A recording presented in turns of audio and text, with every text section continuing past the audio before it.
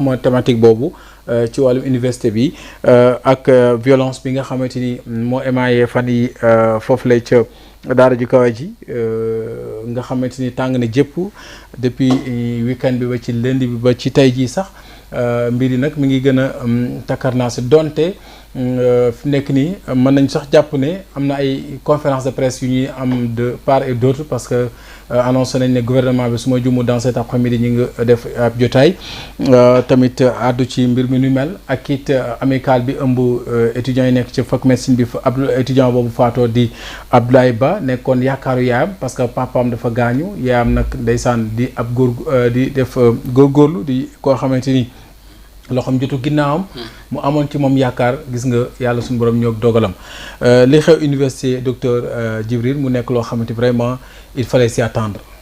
Non, il fallait s'y attendre.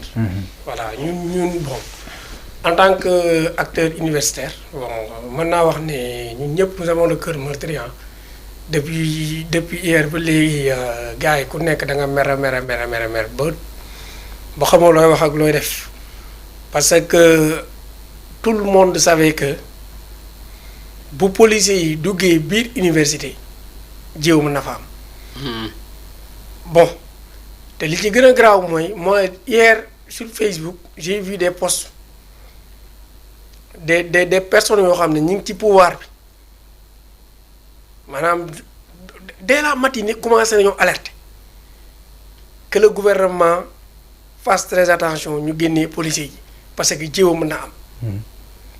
faale wuñu kenn. ba déer moom am na ku bokk Pastef ku démissionné ce matin. non docteur Maïssa Ndao. Maïssa Ndao ouais. Il a démissionné. C'était le coordinateur. Il a démissionné. Donc bon pour revenir sur les faits. État yi fi jaar yëpp wala régime yi fi jaar yëpp benn problème la ñu am ak étudiants c'est le problème toujours des paiements de la bourse. Man étudiant laa woon xam naa li étudiant di dund. Man j'étais bien logé ici à Nord Foire ci sama benn kër papa bu ndaw ma jugee fa pour dem université dund expérience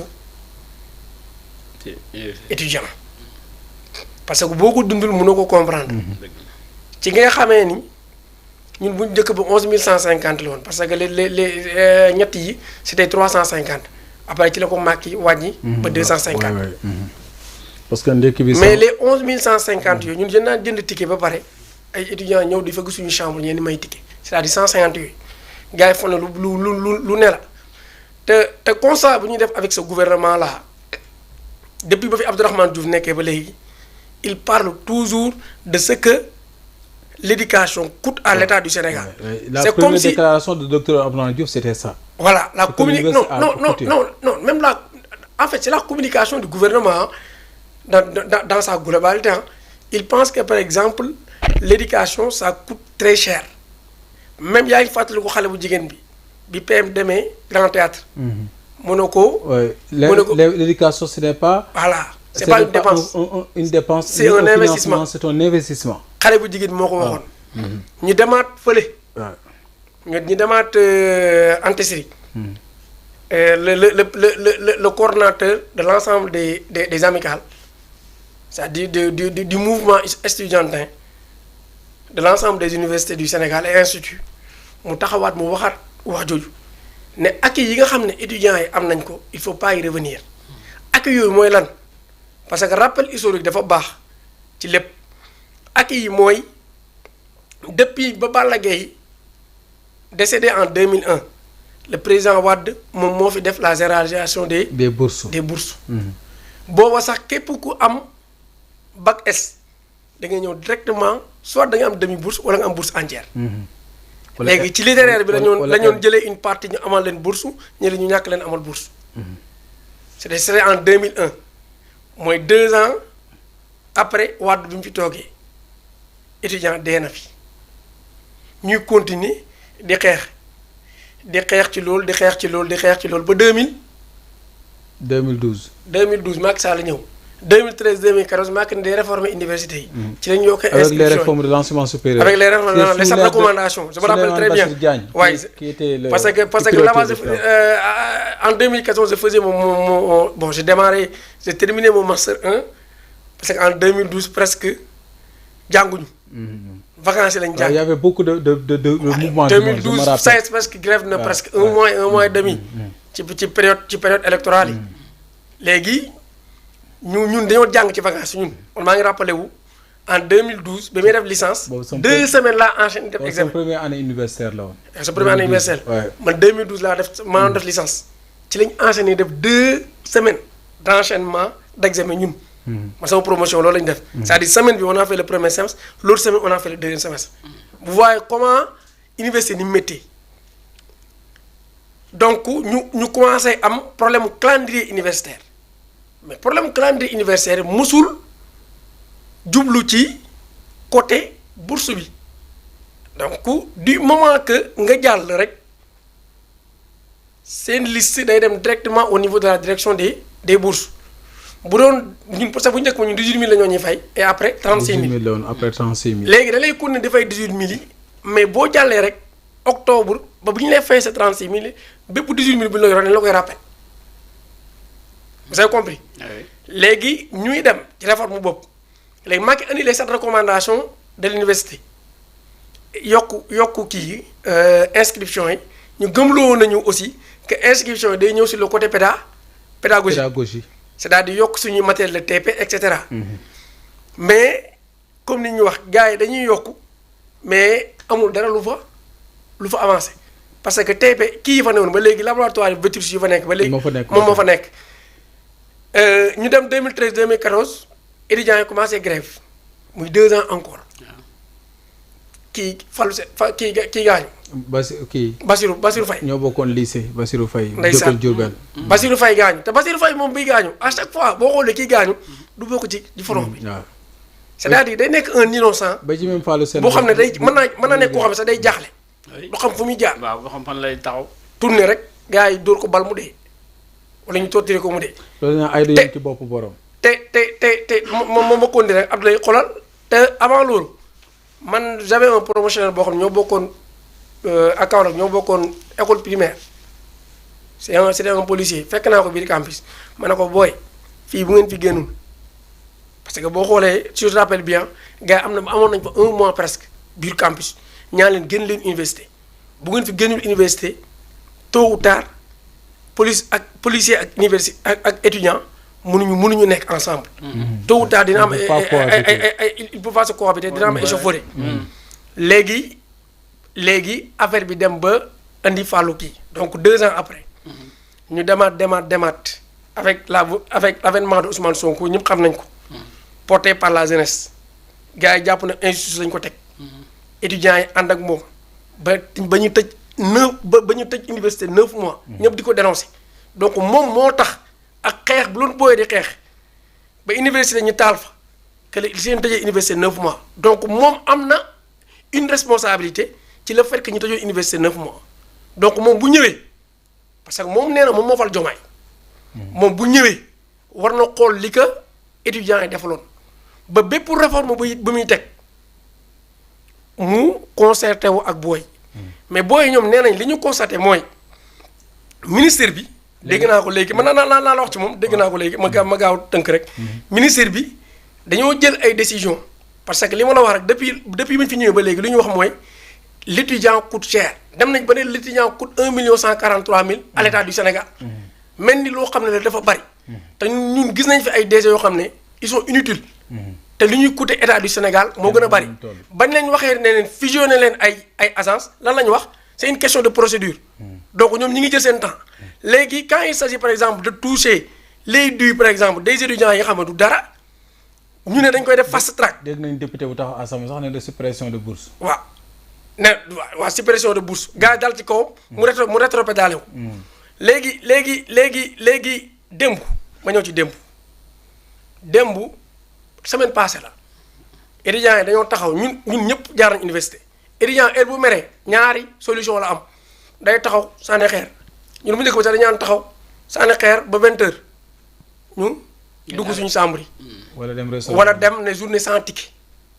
journée sans ticket nag pour état bañ ko mu sonal ko torop xam nga état ni muy def. parce que danaan midi 14h.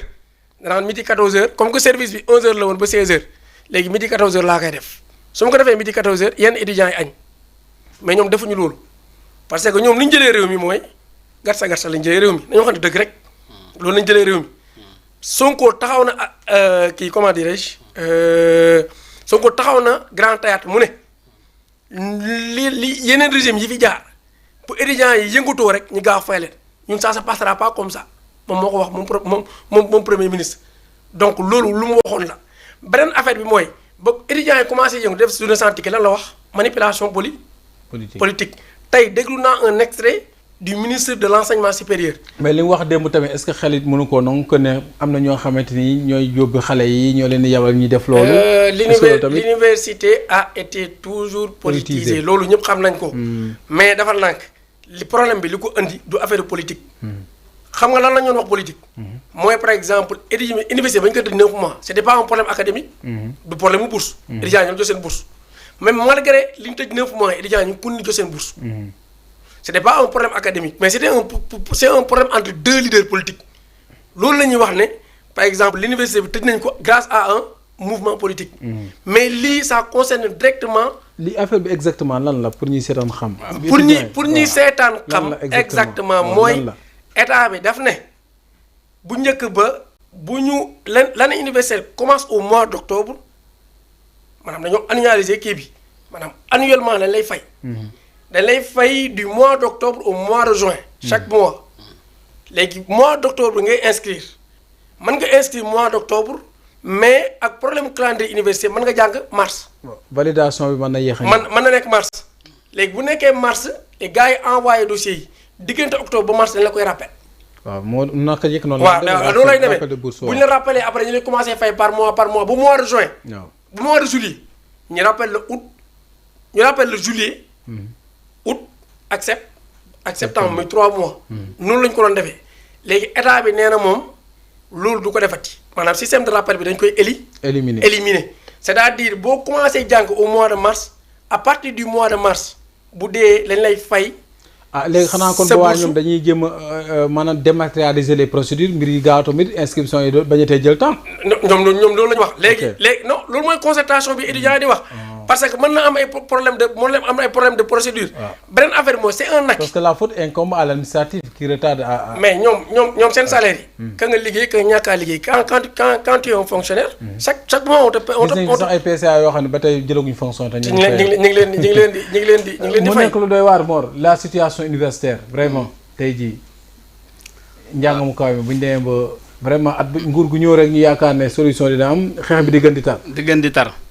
man de li may wax moom Ousmane Sonko laay joxoñ baaraam. ndax Ousmane Sonko nag xale yaa ngi koy bëgg a mere. ndax boo demee fële Balié. tey xale boo gis. boo nekk Ousmane Sonko mu bul ma ko waxalati. ndax moo nu aaye fi ñu doon jaaye. ñoonu tere dawal Jakarta léegi bala ngaa dawal Jakarta nii ngay def. léegi xale yi war na leen teg ci yoon mais ci teg leen ci yoon day ànd ak yërmande du dëgg. day ànd ak yërmande. parce que am réew yoon moo koy doxal. loolu d'accord naa mais ci biir yoon woowu daa war a ànd ak yërmande mooy lan xale yi kat jaral naa leen lu ne ndax ku ne xam ne ni Ousmane Sonko xale yi am na ci xale yoo xam ne boo leen bu Ousmane Sonko bu bëgguñu leen lu metti Ousmane Sonko tey ji bu nee Ousmane Sonko lii rek jaral na leen seen bakkan bii. du dëgg ñu génn ci mbedd yi def lu surtout étudiants yee nekk fee université ñoom ñoo ci raw. kon yaakaar naa lépp lu ñuy jooy ñoom. ak nu mu mën di demee war nañ leen a woo waxtaan ak ñoom. te waxtaan wi tamit aussi dañ leen a war di neexal. waaw aussi. parce que ñoom it ëllëg ñoo yor réew mi. ndax ñoom ñii nekk di yor réew mi gouverner réew mi. foofu lan ñu ci ëpp foofu lan génnee. am soo ma ko mayee rek. du dëgg ma ñëw ci extrait après ci extrait boo daanelee rek après. du dëgg kon yaakaar naa Ousmane Sonko war naa génn wax ak président de la République président wax xale yi. loolu mooy dëgg. am na solo ndax tey jii xale yi ñee fa nekk ëllëg ay président nga fa. ay ministre nga fa ay ñëpp nga fa du dëgg. macha allah ca tey jii kenn ku ci ne yaa ngi jooy ba tey jii am ko ci faatu. du dëgg. te loolu lépp mën naa ñàkk. macha allah am na nu ko doon tege rek. yaakaar naa dina tegu ci yoon. dina tegu ci yoon. mel ni war a mel te coow di jib. xam naa temps bi mu ñu xot. mais damay résumer rek en 2 minutes. démb bay policiers yi dugg. ñëpp gis nañ vidéo yi. pour me résumer étudiants yi nee nañ nii dañoo xiif mënuñu xeex. dégg nga loolu. ñëpp dégg nañ ko. dégg nga loolu. maa ngi lire ay extrait ministre bi nee na donc toujours les mêmes discours on dédouane la police pour dire que biir néeg yi comme li fi xewoon jamono Macky Sall rek biir néeg yi fekk nañ fa ay armes fekk nañ fa ay lacrymogènes et cetera mais li gars yi gis mooy démb policiers yi dóor nañ ay lacrymogènes sur des pavillons yoo xam ne ay jigéen ñoo fa ne. dégg nga loolu. gis nañ ñun ay policiers di kajj ay moto étudiants. la destruction de biens autrui. loolu gis naa ko. loolu c'est puni par la loi. amuñu ci benn droit. déedéet amuñu ci benn droit. amuñu ci benn droit xale bi ñu rey. d'après communiqué bi nga xam ne amical de la faculté de médecine. wax nañ ko mooy xale bi dañ ko fekk chambre am torturé ko. loolu nag du bavure. loolu c'est quelque chose boo xam ne c'est prémédité. c'est comme si dóor parce que nit boo ko torturé.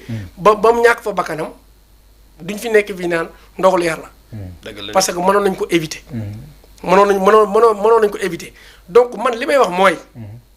daaw na comme dégg naa ko mu naan muy un professeur émérite vraiment rusloo nañu ñun ñi nga xam ne par exemple ñun ñëpp on est censé être par exemple de futurs professeurs dans les universités.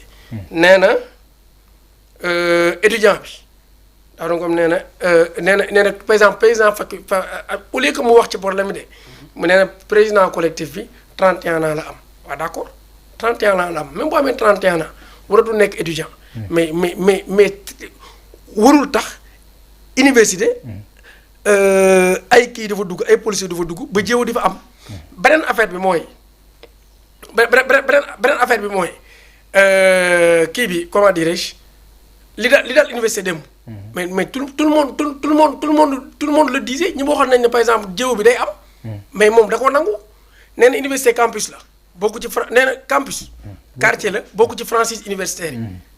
mais campus tout le monde sait que c'est tellement bombé de personnes que boo fa dugalee force de l'ordre yi jiw mën na am. man li may wax mooy dans ce pays lay il faut que nit ñi buñ mënul gérer crise gis nga man tey ba ma joxoon benn crise mënu ma ko gérer ba dara xew ci xam nga laa njëkk a def. présenter ma démission. c'est important. loolu la njëkk a def. c'est-à-dire acte bi gouvernement war def tey mooy ministre de l'enseignement supérieur ak ministre de l'intérieur. dañoo waroon présenter cette démission leur démission bu ñu ko deful.